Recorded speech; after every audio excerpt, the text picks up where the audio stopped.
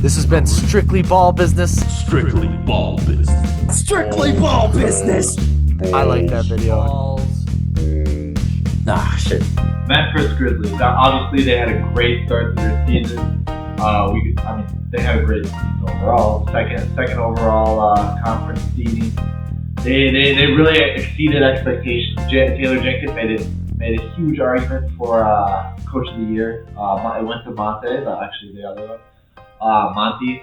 But well deserved on both ends. I think the emergence of Ja was huge. A lot of people talked about whether he should be a most improved player. He's second overall pick. I'm not really for that. So. Yeah, I think the Grizzlies should finish top 4 this season. I see that happening, and if they do, Coach Jenkins has a great opportunity at winning Coach of the Year. I think he had a great opportunity last year, but Monty Williams, kind of had to get it because he deserved it the year before, but they gave it to Tom Thibodeau instead, which was bullshit in my opinion. But hey, they gave it to Monty Williams. Maybe Taylor Jenkins gets it next year. Maybe somebody else does. I'm not totally sure. There's a lot of great coaches in our league. I could definitely see what's his name, Udoka, winning then as well. Yeah. So he made it great too. But they made some off-season moves. They lost key role player in Kyle Anderson going to the Wolves.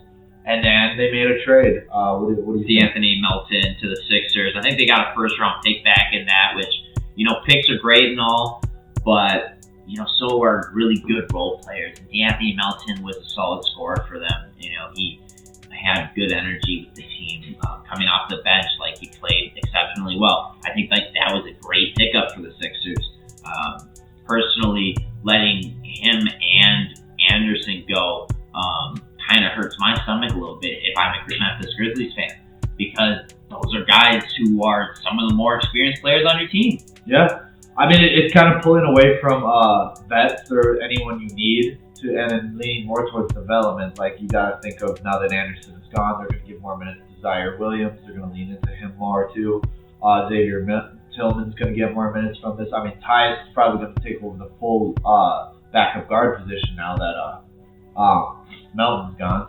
And Melton's a solid player overall. I do think he's better than Tyus Jones. I know you like Tyus Jones, but yeah, I would rather have D'Anthony Melton.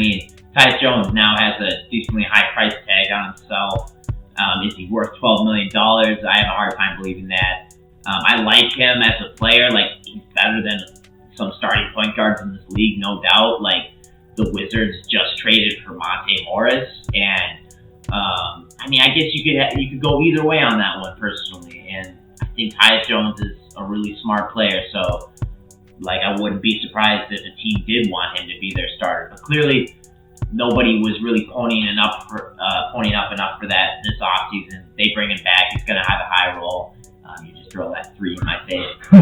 But they really got a lot of solid players on this team, and I think heading into next season, they're going to obviously be giving a lot of more minutes to these young guys. I just worry that they don't have enough veterans, that they aren't focusing enough on getting this team to a championship now. Because, they were a 2 seed last year. So, in my eyes, they should have been a championship contender as well. Yeah, they should. I still think they're missing a piece to be considered a contender. Yeah, they need Zaire to really develop, I think, for them to feel really comfortable that they're a contender. For sure. They did pick up Kennedy Chandler in the draft. I was super high on him. Great playmaker coming out of it. Decent shooter.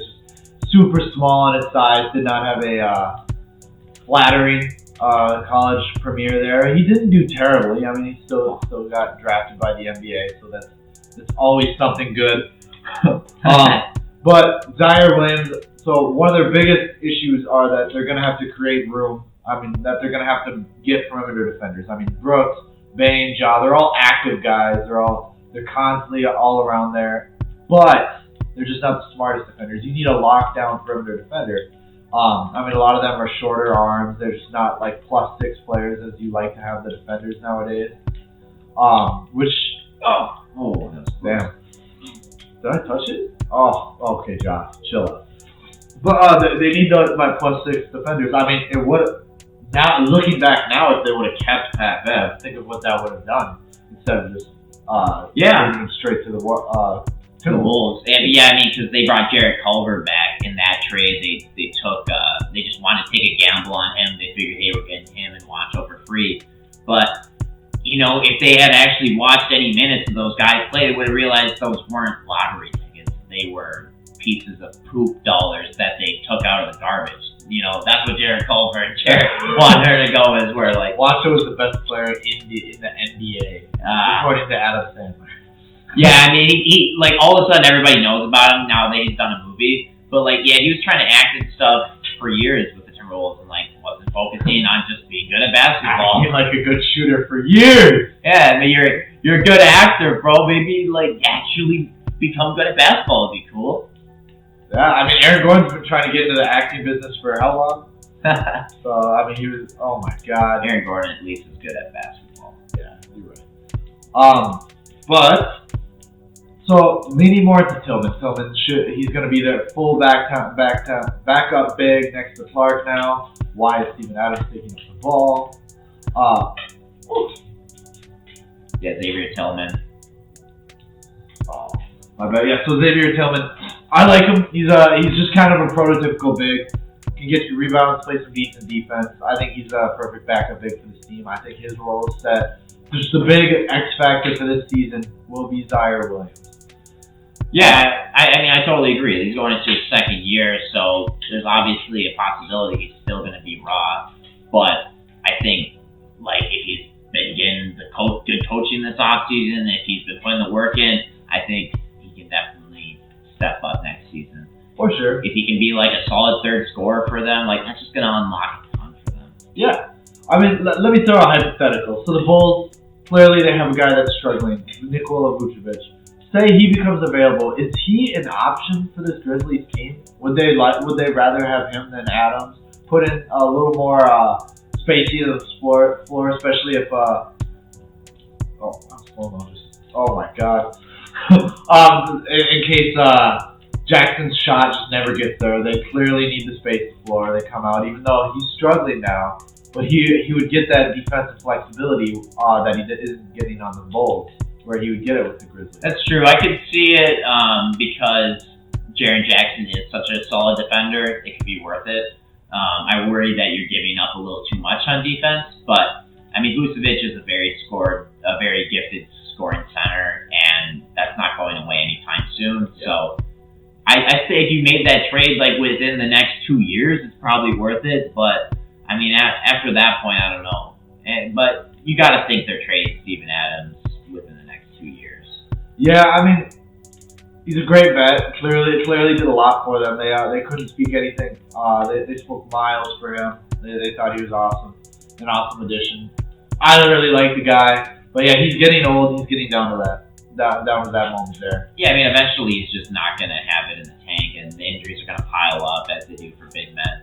It's just the way it works. Like, he's good now. He might still have another 3-4 years in him that are solid, but I mean, I'm not totally sure.